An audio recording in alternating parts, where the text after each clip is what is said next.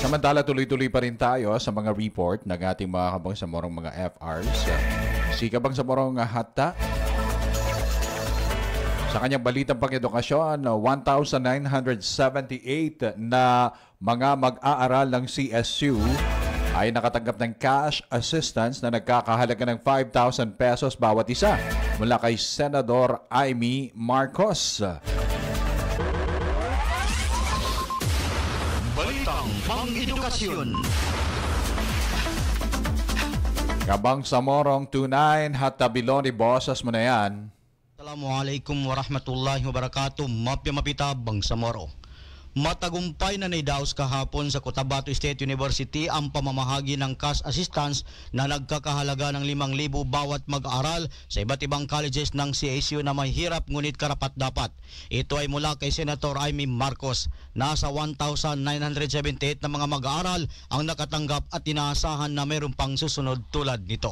Ating nakapanayam kahapon bago magsimula ang programa at pamamahagi ng cash assistance ang presidente ng CSU, Professor Sema Dilna.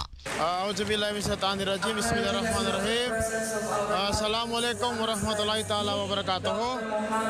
Ngayon po ay schedule po ni Honorable Senator Maria Imelda Josefa Remedios Amy Romualdez Marcos, popularly known as Senator Amy Marcos, kung saan siya po ay darating dito sa Cotabato State University para po ipamigay yung educational assistance, cash assistance para sa ating mga estudyanteng nangangailangan, na kung saan po ay na-approve yung 1,978 slots for our students. Based on the pronouncement, kasi ito po ay through DSWD. Wala po tayong nahawakan na pera, kundi ito po ay transparently dinaan nila sa DSWD Region 12. So kahapon nandito na po yung DSWD 12 para i-prepare yung vouchers, yung payrolls para sa mga beneficiaries na ating mga estudyante. So sila po ay tatanggap ng each student na nag-qualified at na-approve ng office ni Senator Amy Marcos ay magkatanggap po ng 5,000 pesos in cash po. May mensahe rin si President Dilna sa mga mag-aaral na makakatanggap ng cash assistance. Unang-una, in behalf of our university, sa ating mga estudyante, ako mismo, pati ang ating mga estudyante ay magpapasalamat ng taus-puso para sa pamilya Marcos, lalong-lalo na sa Senator, kay Senator Amy Marcos. At tayo po ay nasali. Supposedly kasi ang hiningi ko dito ay building, school building. Pero ang nakaprogram, lalong-lalo na December na ngayon, ay educational assistance po, sabi ng kanyang chief of staff. Nung nag-kausap kami noong November 2, during the budget hearing, ako po ay pumunta sa office niya at yun pong advice niya sa akin ay dito na lang natin isasali muna ang Cotabato State University sa educational assistance. Nung follow up ko naman, noong November 16, during the final budget hearing sa Senate, parang may pag-asa na po at hiniling ko po na si Senator Amy Marcos ay makapunta dito dahil gustong-gusto ng ating mga kabataan, lalong-lalo na ang ating mga estudyante sa Cotabato State University, pati mga faculty members, na makita po ang kanilang idolo na senator na matulungin at may puso para sa ating mga estudyante at si Senator Amy Marcos. May mensahe rin siya sa mga mag-aaral na di nasali sa cash assistance. Sa mga hindi po naman nasali, ang slot lang po kasi ay 1,978. So ang ating mga estudyante ay total is more than 10,000. So pasalamat din yung mga hindi nakakuha at yung mga kapwa nilang mag-aaral, lalong-lalo na yung mas panangangailangan, ay sila po ang nakakuha. Kung baga sabi ng English, something is better than nothing. Kung lahat naman ay hindi makakuha, mas lalo tayong malungkot. Dapat mas masaya pa yung mga hindi nakakuha dahil yung kapwa nilang mas nangangailangan ay nakakuha. At we are still praying na may susunod pa dito. Marami pang pagkakataon para may madagdagan ang tulong ng ating buting Senator Amy Marcos.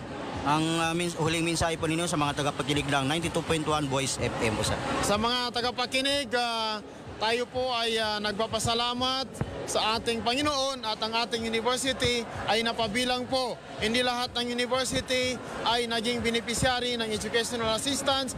Ito ay based on the survey and request po ng kanilang administration at ng ating mga co-officers. Ako rin ay nagpapasalamat sa tulong nila sa mabuting pamamalakad natin at ang suporta ng ating mga estudyante. Para sa ating mga estudyante ay matugunan ang pangangailangan ng ating mga estudyante. So tayo po ay nagpapasalamat at tayo po ay napabilang sa one of the few universities na naging beneficiaries ng educational assistance ni Senator Amy Marcos. Maraming salamat po. Narito naman ang Local Student Council Governor ng College of Islamic Studies, Alimuddin Amelia, kung saan ay kabilang sila sa mga tumanggap ng cash assistance. Assalamualaikum warahmatullahi wabarakatuhu at isang mapagpalang araw sa ating lahat.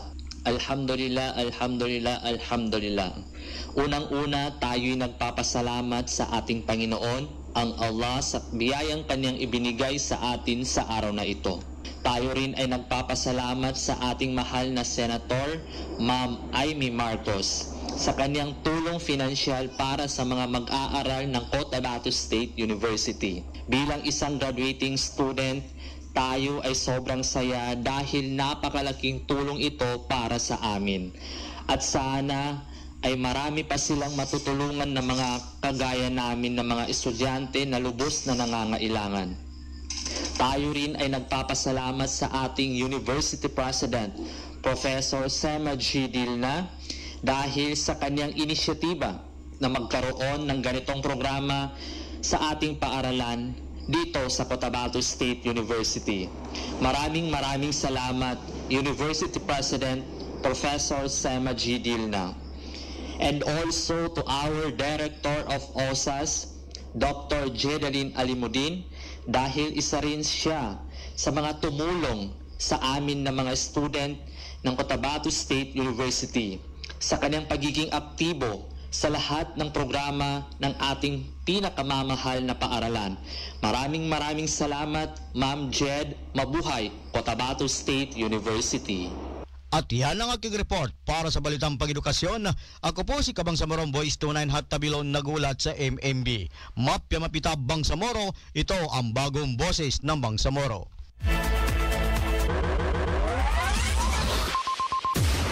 Balitang Pang-edukasyon. Maraming salamat Kabangsamorong 29 Hattabilon sa napaka-comprehensive na report. Napakaganda. Maraming salamat at napakagandang balita din ito, no? Dahil marami-rami din itong mga estudyante na kung saan ay nabiyayaan ng tulong sa pamamagitan ng cash assistance. Mga Kabangsamoro, almost 2,000, halos nasa 2,000 ito, no? 1,978 na mga mag-aaral ng Cotabato State University na nakatanggap ng cash assistance na nagkakahalaga ng 5,000 pesos. So sa mga graduating, pwede nilang gamitin yon para sa kanilang mga payments, di ba?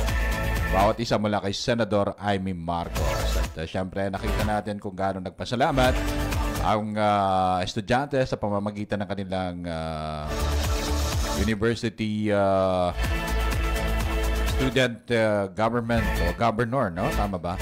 And then, of course, ang presidente mismo ng CSU ay nagpapasalamat kay Senador Amy Marcos.